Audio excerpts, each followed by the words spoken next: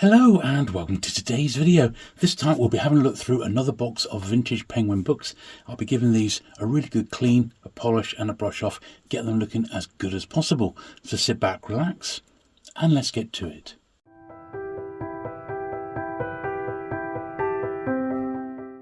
Okay, so we're starting off with this one, which is One Day in the Life of Ivan Denisovich. Number 2053 out of the 3,200 approximately that we got to get through, and this is from 1963, so I guess these are all going to be early 1960s Penguins. This is well, I mean, I love all Penguins, but this is a period where I really do enjoy reading the books physically. Even today I think they're just really nicely produced books, as you can see. And we'll have our traditional look through. We'll see if we can find anything inside, anything that may need tidying up or cleaning as we go. Mesdames, Messieurs, the ATV French series. And I think we've pulled out about 100 or so of these books for us to actually get done. I noticed that one was actually a reprint, which is interesting. So I'll make a little note of that number 2054 is a reprint. Physical Fitness 2055. Quite a thin little penguin, that one. Yeah, that's the first. Yeah, quite a thin little tome. That's probably quite a scarce one, being non-fiction as well. Lanterns and Lances. Now this is by James Thurber. He was the cartoonist, wasn't he? So yeah, this is a book with some cartoons inside. I know Penguin published at least one book of Thurber cartoons. Yeah, the Thurber Carnival, Thurber Album, and Thurber's Dogs. And I think those are actually in B format in Penguin. Image of a Society, Roy Fuller.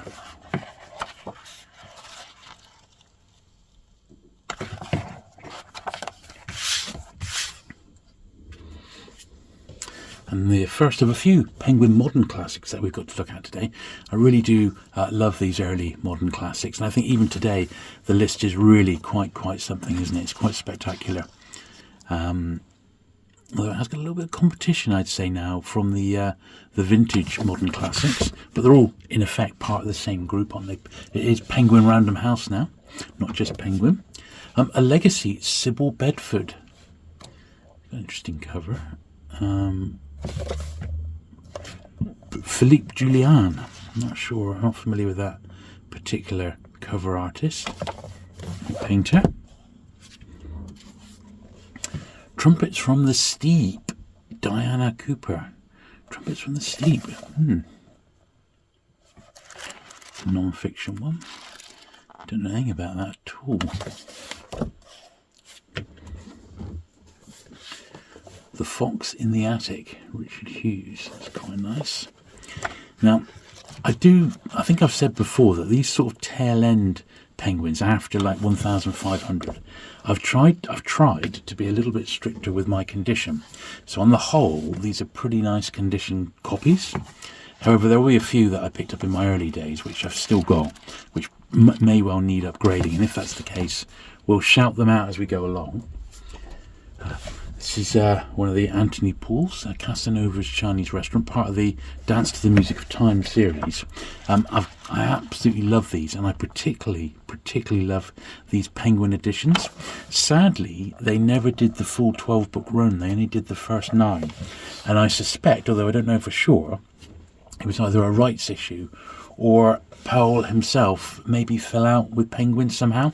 I think, well, if it was me and I had the opportunity, I would really like to research that particular question at the Penguin Archive, you know, with any correspondence between Powell and the editors at Penguin at the time, because I think it would probably make quite fascinating reading. There must be a reason behind it, so if anyone knows why Penguin didn't publish, you know, books 10, 11 and 12, do let me know, because the first 9 are a beautiful uniform set with those lovely Osbert Lancaster jackets.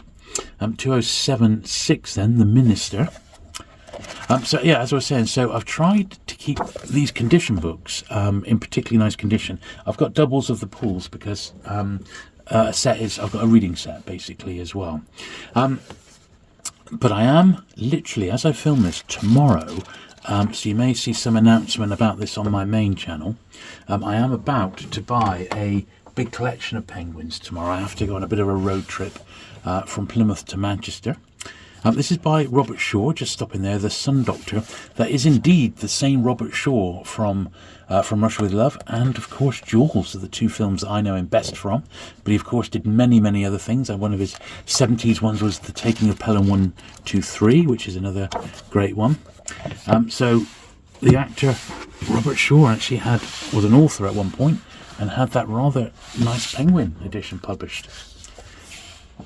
Gerald Durrell, another author I particularly like. This one's a little bit the worse for wear, just a little bit under grade, but the Gerald Durrells are very, very common. So I'm on to be doing a rather cool road trip tomorrow. I'm taking a work colleague of mine's coming along because it's quite a long way from Plymouth. It's about 4.5 hours. He's going to make sure I don't fall asleep at the wheel, so do not fear. But we are setting off quite early, and we've got an awful lot of books to pick up, and I suspect that unless we're quite lucky, we may have to make 2 trips, in which case I'll be going back next Friday as well as this Monday. But I'm hoping that everything I pick up will be able to pack in the car in the one trip, and I won't need to come back. But we'll see. I'm just going to have to see on that one. So look out for that next week. There will be many, many penguins, from 1001 to 3200 approx, that will be joining my collection, because I've got lots of gaps, you see. So that one there needs a little bit of glue. And what we're going to need to do with all these new books is they're all going to need to be cleaned and repaired and processed before I can move on the doubles. And I want to compare the copies that are in this collection with the copies that I've already got. So something like this, for example, 289, that will be in the collection, and I want to compare the copy of that, because it's a crossword book. They tend to get used, although this one is typical, absolutely typical, in the fact that it's only had like the first crossword partly attempted, and they've literally given up. So there you go. Once again, I generally don't bother rubbing out attempted crosswords, but because it's literally just the one, I will give this one a quick rub. So the plan is to go up tomorrow, get all the books and pay for them. They're coming for a very long time penguin collector, and he himself is delighted that they're going to me, which is also really nice. And I'm going to, although I won't be meeting the collector in question, he's very elderly now, he's in his mid-80s, and I have sent off some questions because the actual sale is being handled by his grandson, and his grandson is in fact an author himself, believe it or not, a science fiction author. And I don't really want to give too much more details away until you see the videos on my channel, but suffice to say, a lot of the books that we've been covering here I'm going to be seeing double of, and even triple of in some cases. And I just want to go through the collection, get it cleaned as quickly as possible, so I can then process it and get it ready, because there's a few things coming up in September where I need to have all the books processed and ready, and then all the doubles I wish to have available for sale, basically, all the spares. So I need to get them processed. So what's going to happen on this channel is that my cleaning process of such a huge collection, I'm going to film the whole thing. I'm going to film absolutely everything. So it's going to make some really interesting videos, I think, even down to just sorting the books. So on the Tuesday when I get them out, I'm going to unpack all the boxes in my dining room, fill up the tables, and they're going to be in piles of 100, like 2,000 to 2,100. 2,100, 2,200, they're going to be huge piles. This is my plan. And then I'm going to pack them away. I can pack some of them in the studio here. I've got some space reserved at home ready to pack them away. And I shall work through the 2,200 penguins, plus any extras and bits and pieces that I've got at the same time. And I shall go through them systematically, and I shall make as many videos as I can, but I'm not going to be able to hang around. These are going to be the videos just like what we're doing today, but I'm going to be like really caning it. So I'll try and produce some other videos at the same time so that it's not all exclusively penguin videos. But basically, I've got a huge penguin collection and I'm going to need to get it processed as quickly as possible. And that's going to mean that on this channel, a lot of my cleaning videos will just be that penguin collection. It's as simple as that. So I hope you don't mind that. It's, you know, as I said, I'll try and mix up a bit with some other stuff that I need to do. Like I've got another Star Wars books video that I need to get organised. And in fact, that one there is a little bit the worse for wear, isn't he? So 2103, I'll pop that on as an upgrade. But it's almost academic now because I'm going to need to go back over it once I've got the collection in place, I think, and do a proper comparison then. Yeah, once again, that's a bit the worse for wear. 2105, I put an upgrade on that one. But when I get such a big run in, I think I'm going to then go back and have another assessment of the second 1,000. Make a note of all the ones I'll still be missing, because there will be some that won't be in the collection. It's not complete. And then really concentrate on upgrading them. So this one here, like 2108, Go with Green Eyes, Edna O'Brien, this is a really common book.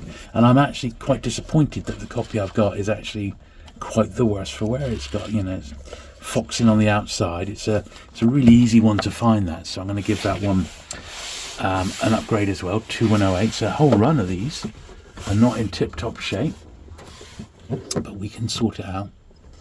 The Aspirin Age, this one's laminated. In fact, this is covered in a laminate.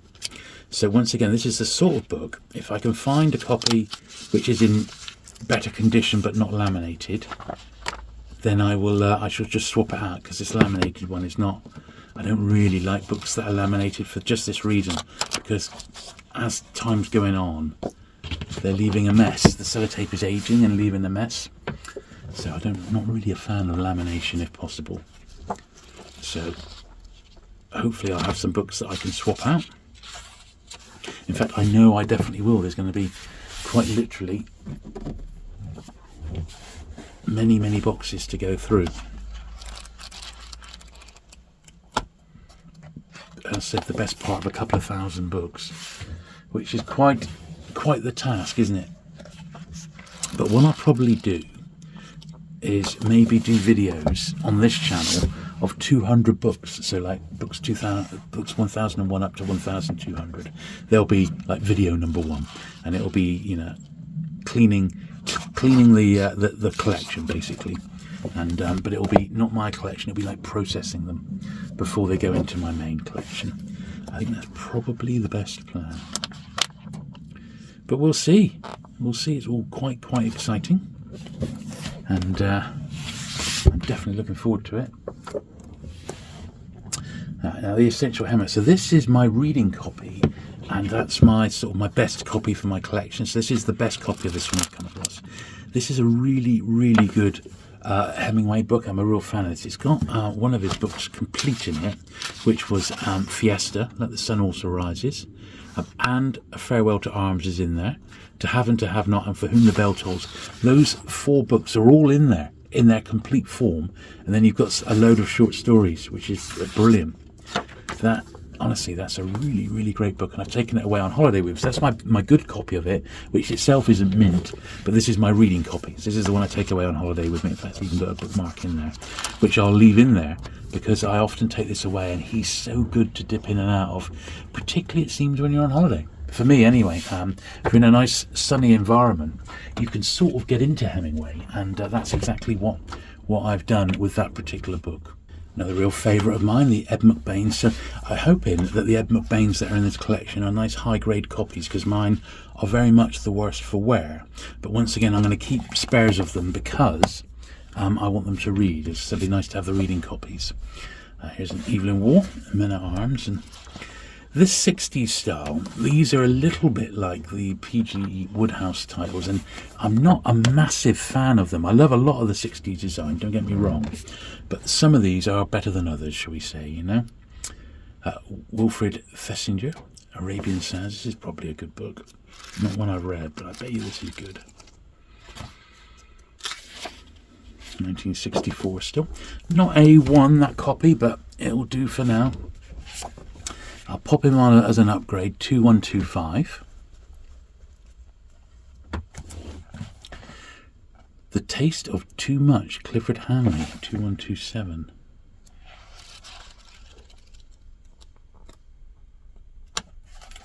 Bit of general light fiction. I didn't check the first page there. Okay, it's alright. Origins of the Second World War. I've heard this one's a good one. I haven't actually read it yet, but I've seen it around and I've seen it reviewed, this particular book. Must be, in fact, this is actually the reprint. Look at that. So I'll pop that on my notes. 2128, reprint of the Origins of the Second World War. It's the sort of title I would pick up, even in reprint, because it's one I'd like to read, you know? Just slide them over there. We got another pile to go yet. So The World in Winter. This is John Christopher. This is, yeah, it is science fiction, isn't it? Yeah. It's not marketed as SF, but I'm sure that's what it is, that one. This Island Now, 2133. And I do have quite a good run of Penguin SF in actual fact. Lionel Davidson, The Rose of Tibet. Yeah, that's okay. Funny they were all nice and sharp. Now this is Dick Francis's first, but once again it would be nice to find a really nice high grade copy of this. It's an absolutely stonking book. I really love Dick Francis, and his racing novels are just, you know, top notch. Of that genre, he's the best for me. There's no one else who comes close. That one's alright. It looks like it's had a repair at one point at the bottom of the spine, which is slightly splitting, but still a fairly nice copy. Henry's War. As I said, the plan is to do 100 or 200 of these books at a time, get them cleaned, and then literally go up to my own collection and compare the copies which are...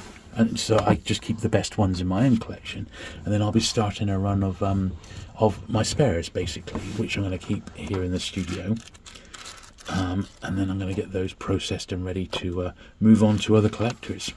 So that one, 2141, is one that needs an upgrade. Certainly, it's not ideal. This one's laminated as well, 2145, but as I said, I'll compare the copy in there, because not all the laminates are that bad. So that I've seen a lot worse, shall we say, so that one's not too bad. If the copy that's in the collection is slightly the worse for wear, but not laminated, I will swap it out for the non-laminated one. But we'll see. I have to do it on a book-by-book basis. I think it's perhaps the only way I can do it. But these haven't been too bad, have they, in all honesty? We've seen a lot worse. Here's another 87th Precinct Ed McBain. You see the little 87th in there. Once again, like all my Ed McBains, they've all been read at least once or twice. So they're not in as nice a condition as I particularly like, because I do collect Ed McBain in his own right as an author. I really, really do like him. Paul Gallico. So this is another one which is particularly common. It used to turn up again and again and again. So once again, I'm quite surprised that this is perhaps still the best copy of that that's in my collection, with a couple of dinks at the bottom of the spine there. I think that could be upgraded at some point. John Hershey, great author. I really like John Hershey, famous for the novel Hiroshima. Once again, an absolutely awful cover on that one. Who designed that? John Sorrell. Yeah, I mean, maybe it fits the book, I don't know, but not a fan of that one.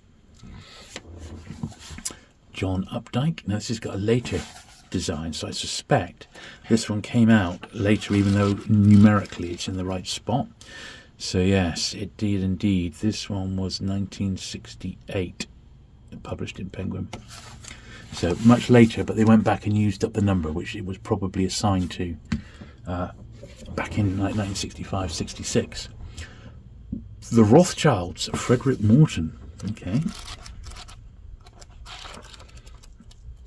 Look at the Rothschild family. Another Ed McBain, another one that's very, very much the worse for wear.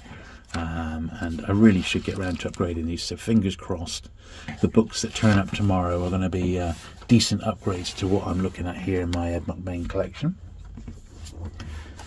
Pumpkin Eater, Penelope Mortimer. Once again, another one which is fairly easy to find. This one's got a little bus ticket in. Let's examine it. Plymouth City Transport, February 90. No, it's in shillings. £1 something. Not dated, but it's probably from the period when the book was actually published, I would suspect. Mike's Books, look, from Lemon Street Market in Truro. It's got a little £1 inside, so got a bookshop stamp, but that's how it is.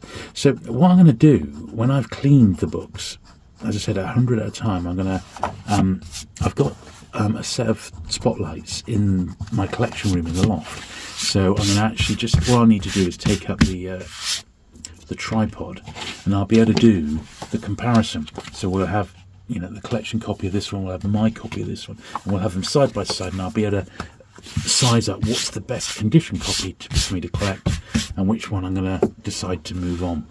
So once again, a bit of a comparison side by side, and that is not a bad thing in my opinion. It's been a long time since I've had the chance to do such a thing, and I last did it with a big run of of Pan books, which was a few years ago now.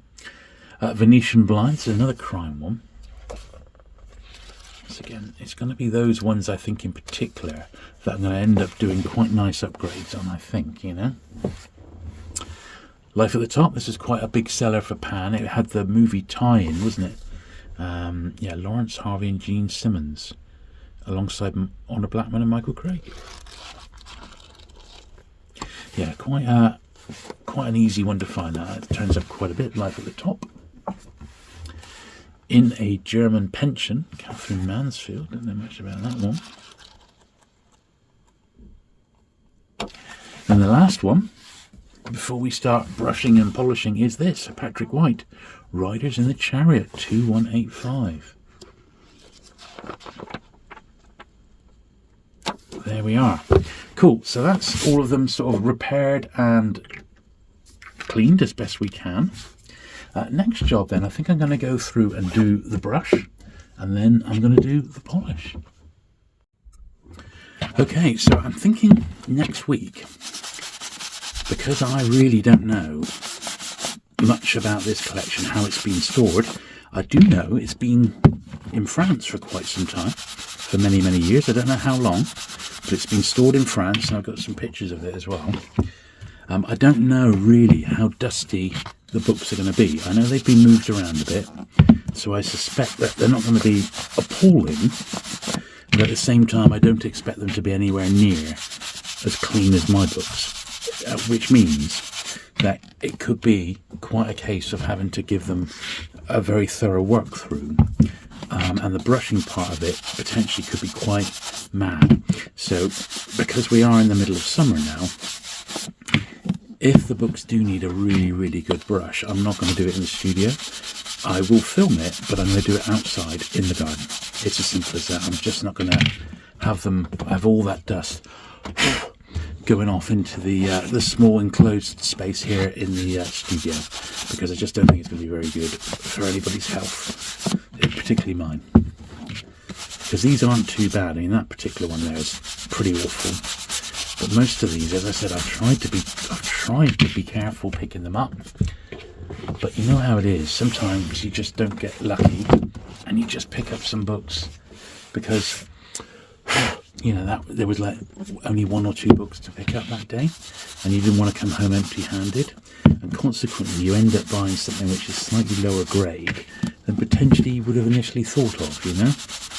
But that's okay. I said, if the books are really bad, I'll just whip outside. I'm sure you won't mind. And I won't fall ill with, book dust poison.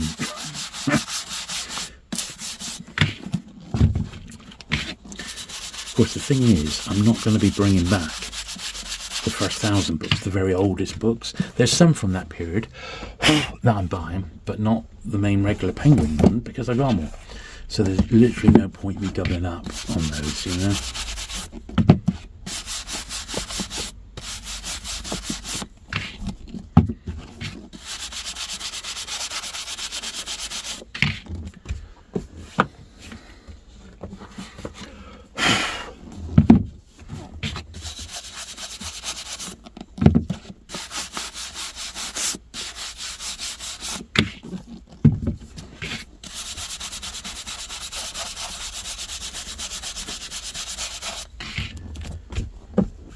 we are.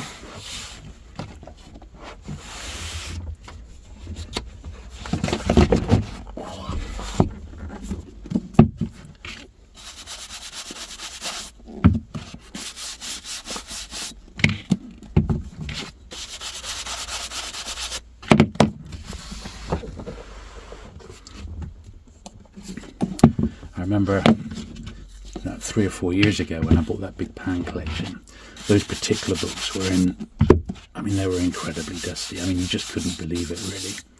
And I was really surprised at how much came off them. And a couple of them I think the Collins books, for example, I did actually brush those in the garden initially, and then when I came in here I gave them an extra bit of attention, simply because they were that bad. They were horrific.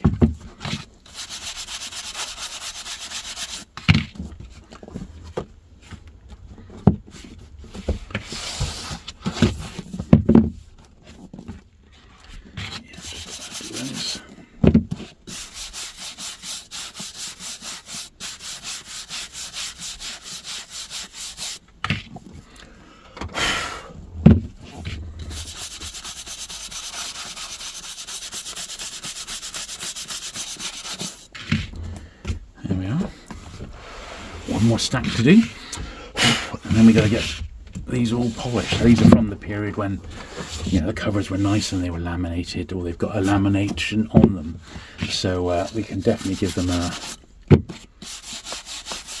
polish up without any trouble at all.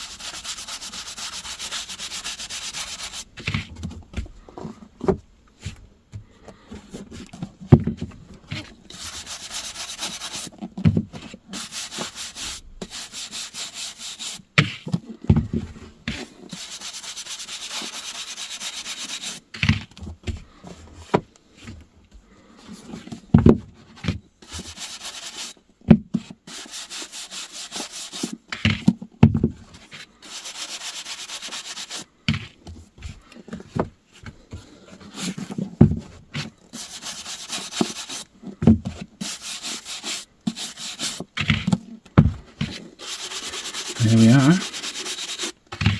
So that's all the books brushed. Now let's get them polished.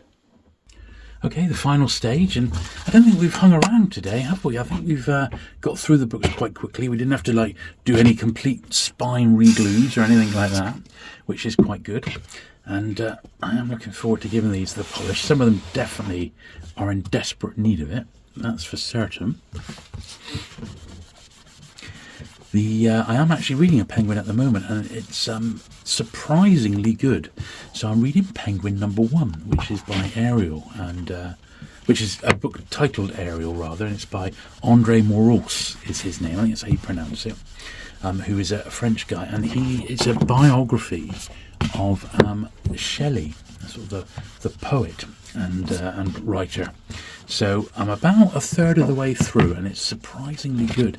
It came out, it was published in 1924, so it's officially a classic now. It's 100 years old, and I mean, I don't know if it's even still in print, in all honesty. I'm going to try and do a little bit of research on it, and I'm going to do a video on Penguin #1, because it's one of those books that has been reprinted. I mean, it was reprinted in 1985 for Penguin's 50th anniversary, because Penguin published it in 1935. So it came out in 1924 by the Bodley Head. They published it to begin with, which was Alan Lane's sort of publishing house, the one that he worked at actually at that time. It wasn't his, but he worked at it with his brothers, and they published it. So I guess they had the rights to print it. And it was a massive success in its day. I mean, it really was. It was reprinted loads of times.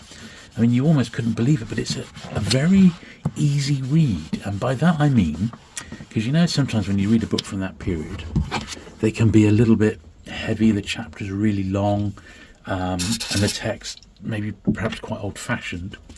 Not the case with this. I mean, it is 1920, so I suppose it's not that old, really. 100 years isn't crazy these days, but the chapters are short, which makes it good for me, so I can always read one or two before I go to sleep at night, which is what I've been doing. And it's in a really light-hearted style, the way that the book is written, and it reminds me of the author Alexander McCall Smith, who writes the or did, I don't know if he's still bringing them out, the #1 Ladies Detective series, and amongst others he had quite a few other different series on the go, didn't he? And he writes very, very similarly, where it's almost like effortless, it's the only sort of way I can describe it, really. So I do recommend the book. As I said, I'm not really sure how easy it is to pick up a copy today. Certainly they're not expensive on eBay. You can pick up a reprint of Penguin #1 for about £5, so they're not expensive. But as I said, because it's Penguin #1, I do like all the different sort of variations and stuff, so I will have quite a collection of those when I finally get them all together, which is something I'm planning to do once I've finished reading it, and I'll just sort of do a 100-year anniversary review if I can. So this is one which, in actual fact, has got very, very smoky spine. This is all from nicotine, which is not great. I don't like nicotine books if I can help it. And this one's quite badly stained. I mean, ultimately, it's a Penguin classic. That'll dry out a little bit better, but a modern classic. But you can see the sort of the staining on there, which isn't very nice. But it is a modern classic, and it's the only one I've got for now. But that's the sort of thing I would hope that I might be lucky and be able to upgrade. Of course, I don't know if this original owner collection that I'm going to be getting has suffered any sort of smoke damage. There's no mention of it, so I hope that the entire collection has not been in a smoky environment. I mean, being a book collector, I think that's highly, highly unlikely. But you never know. The chap's in his 80s, so I don't know if there is any smoke damage to any of the books. I'll just have to wait and see. And that's the sort of question marks that I've got at the moment on the collection. I just don't know, because there's so many, ultimately, quite how good the quality is going to be. Because I've not got my collection, and as you can see, it's not exactly rubbish, is it? There's a few that need upgrading in each 100, which is absolutely normal. And obviously there's loads that I'm missing, but at the same time, if they're all really smoky, I'm going to be a bit disappointed.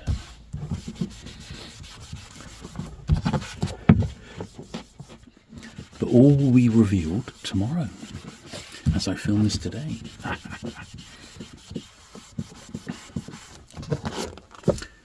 Now the plan is, as I said, because it's quite a big momentous collection, I am going to film the process of the road trip, as it were. I'm going to film it as we go along.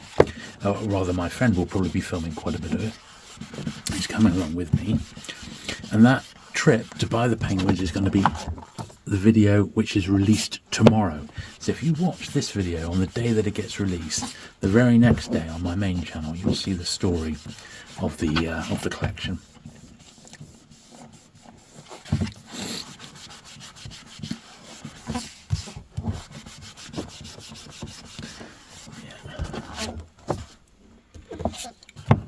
Two copies of these. As I said, I've got twos of all the Powells with the Music of Time, because they are just my favourites, and soon to be 3 copies of them, which is a little excessive.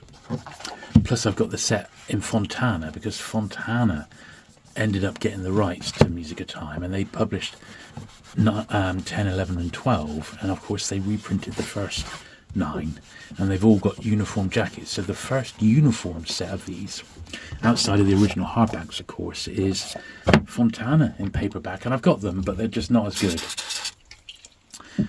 But I've got the early sort of late 60s, early 70s Fontana ones with like line illustrations, and then sort of 73 to 75, I think they published them Fontana again, but with photograph covers. And then that was the series done. And then I think they were around in print until about 1980, 81, and then they sort of drifted into obscurity. And then they got reprinted then in omnibus editions, because the books themselves are quite short. And they came out as 4 omnibus editions, a bit like the Hornblower books by C.S. Forester. And I forget who published those omnibus editions, but they came around in the 90s when Channel 4 adapted the whole series. A very, very good Channel 4 adaptation. There's four parts to that series. Great cast. Highly recommended. Just knock out the adaptation, and really worth watching if you've never seen it.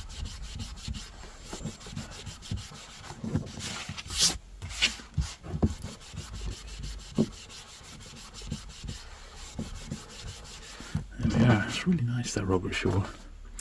I wonder what it's about. And the Durrell here.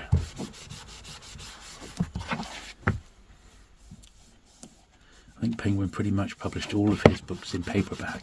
They didn't publish them in hardback, but they did have the paperback rights. He was quite prolific, wasn't he? But the one everyone remembers is My Family and Other Animals.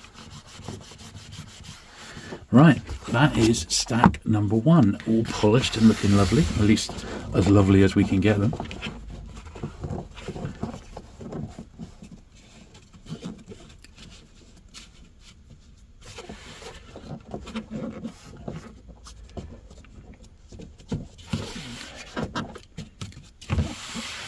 Excellent stuff. Right, another Gerald Durrell kicks off pile number 2 here. A bit of a bug cover on that one, The Whispering Land. A little bit of fine spine fading on those, and I suppose this orange, in a way, is a little bit susceptible to fading there, you know. But it's not too bad, it's borderline, but it's something that I will, once again, keep an eye out for when I assess this new collection side by side, is how bright and orange the spine is. Of course, the real books that get affected by fine spine fading, if I can say it, like a tongue twister, is the Dahl science fiction and fantasy series, which I really love, but also I've got some where the yellow of the spine has almost faded to white. It's a bit crazy.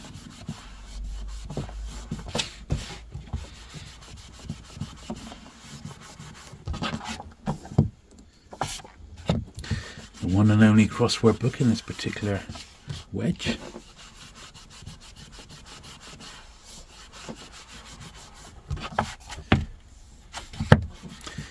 Penguin published loads of crossword books, and I'm not a big crossword solver, so I'm not very good at them.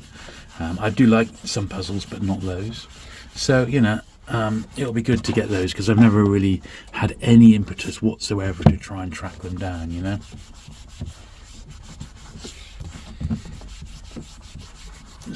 Let's probably copy of this one.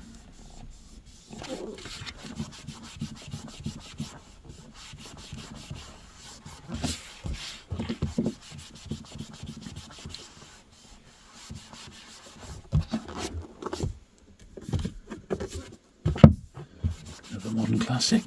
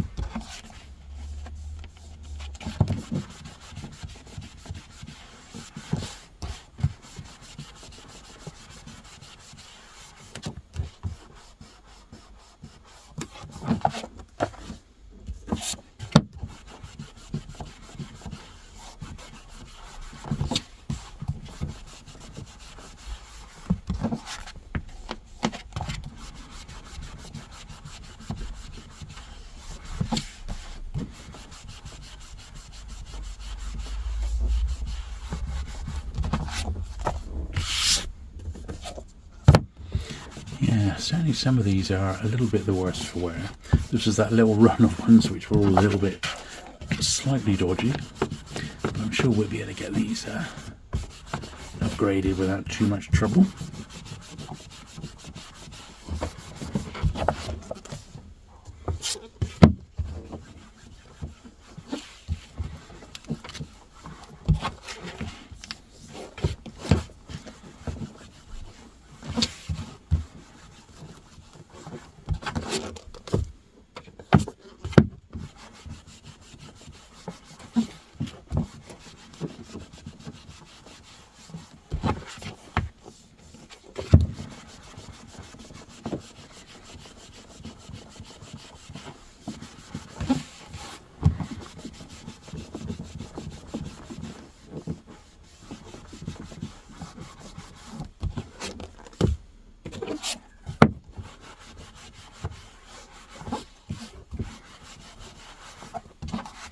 Lady L.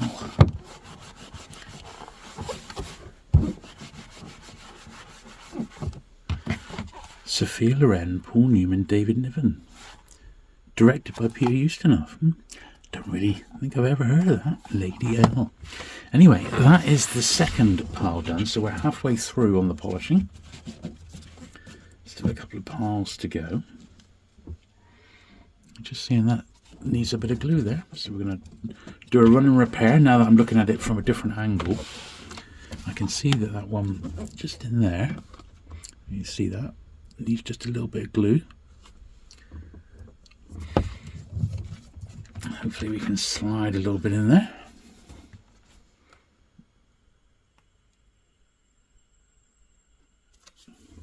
That's probably enough, to be honest. Time it squeegees out. There we go. Now this is one of those ones that's double layered, so I'm going to have to just do the first bit initially, just stick it down.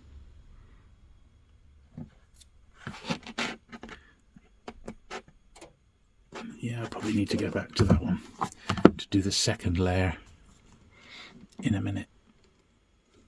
But it's actually quite a nice copy of that one, so it's not too bad. Okie doke.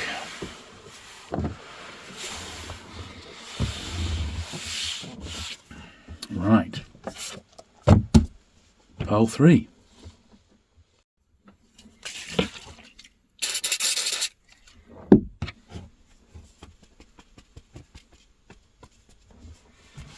Okay.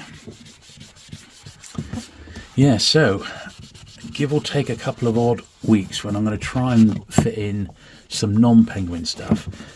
There is going to be almost pretty much every other week, I think, is going to end up being a penguin cleaning video where I'm working my way through this collection. So, as I said, I'll just film everything as I go along, and then I'll edit the videos down as and when I can. But it would be a shame to clean such a big brand new collection that's never been cleaned without recording the whole process, and that's exactly what I intend to do. So that is good news, really, you know. I hope you will enjoy the process, because these will be a real mixture of conditions, I'm guessing, but we'll make the best of what we've got.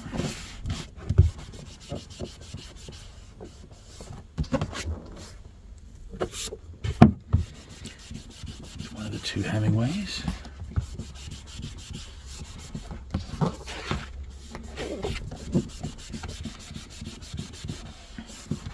Of course, Hemingway was Penguin number 2. We were talking about number 1 earlier. Farewell to Arms was Penguin number 2.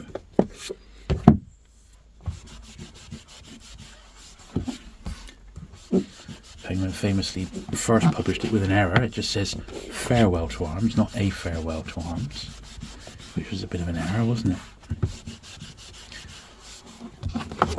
Just a bit of a reflection on the mad times that it was being published in, and the very sort of intense nature of publishing a paperback list, I suppose, you know. Little errors did creep into the production. Not many, you know. Penguin were known for their quality, but sometimes the odd error did occur, you know. It was inevitable, wasn't it, really?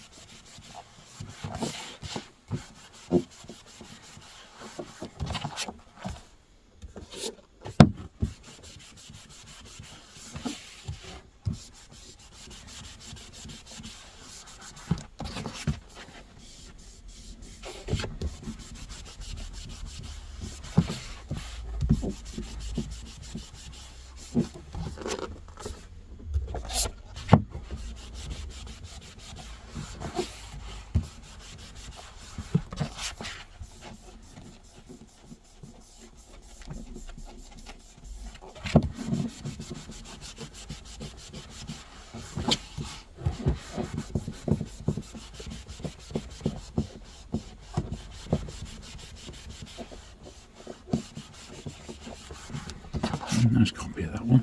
Pleased with that one. My friend Dorset Bob actually got to meet John Christopher.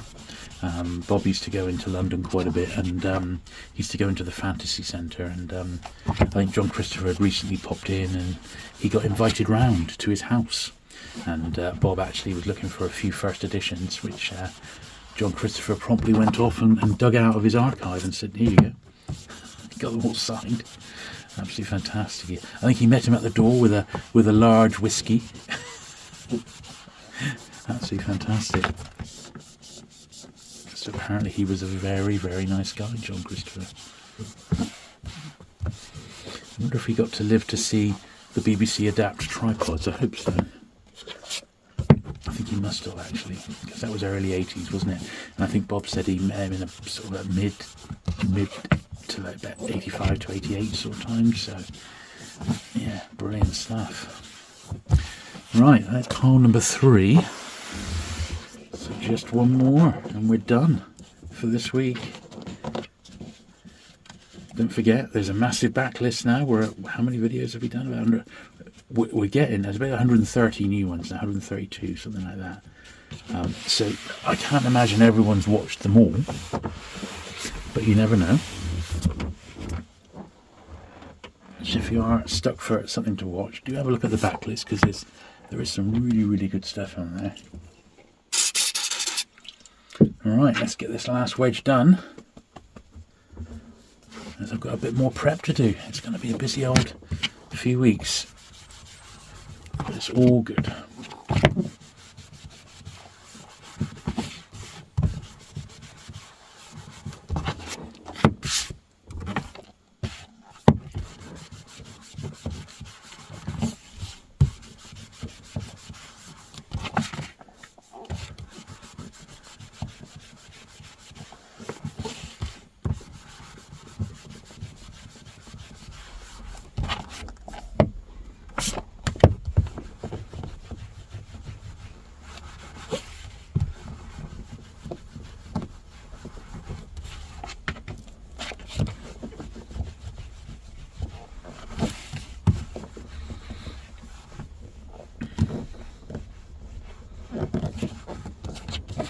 Had a few new people come to the channel recently, so I did this week. I actually completed the first 1,000 penguins. I got every single one now in a first edition form, which is such an achievement. I was so pleased. But I put up a little post. I got Sam to take a photo of me, that's my boy, in front of my collection, holding the last one that I needed to track down to get the full set.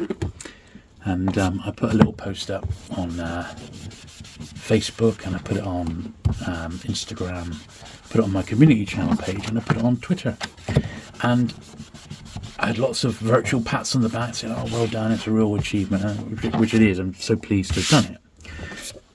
But on Twitter, it went a little bit mental, and It was just the same message. It was in a slightly shortened form because we haven't got that much space on Twitter. We're not that many characters to play with.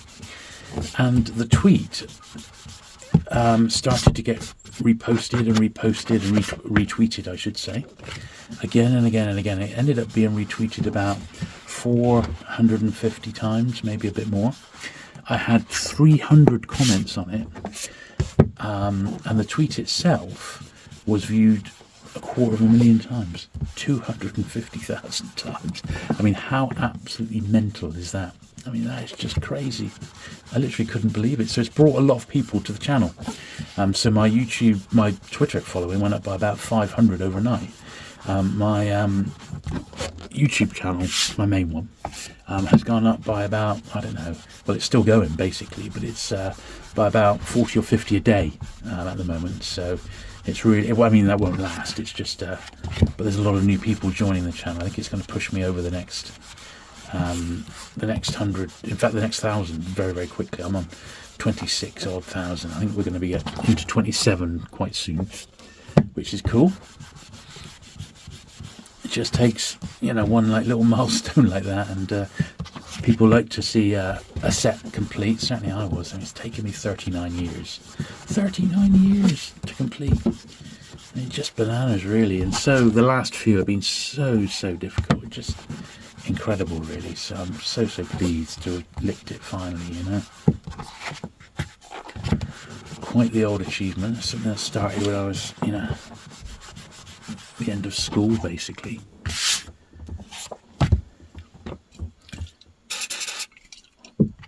So it's all good. I managed to do it before I was claiming my pension.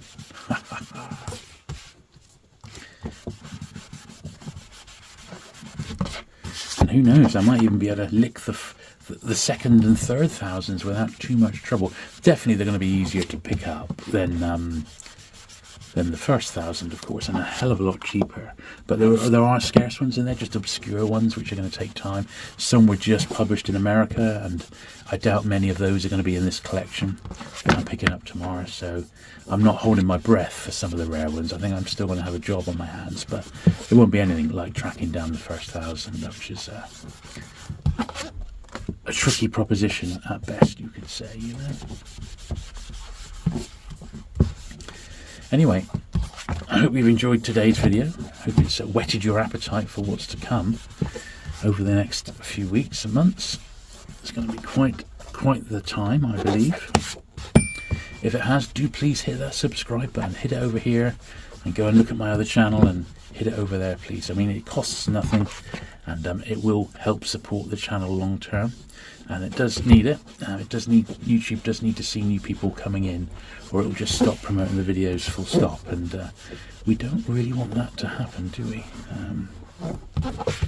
This spine's a little bit on the yellow side. Once again, I suspect nicotine at play. Look at that. Yeah, not great. So hopefully there'll be a better one of those in there. It's a very, very easy to find though. It's very common, that one. Yeah, if you have enjoyed today's video, do please hit that thumbs up. Hit it.